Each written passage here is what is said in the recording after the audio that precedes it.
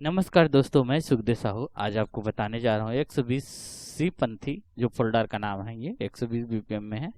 इसमें टोटल है 1 से लेकर 16 तक। देख रहे हैं दोस्तों आप, इसको मैं कंप्लीट आपको चला के बताऊंगा। जिस साथी को चाहिए ये लूप, वो नीचे वीडियो के नीचे में नंबर है, वो कॉल करके ले सकते हैं दोस्तों। और क्या बोलते हैं, इसका वेब फाइल भी मिल जाएगा, MP3 मिलेगा और रेक्स 2 फाइल भी मिलेगा दोस्तों। तो ठीक है, इसको पूरा कंप्लीट सुनते रहिए, चला के बता रहे हैं हम।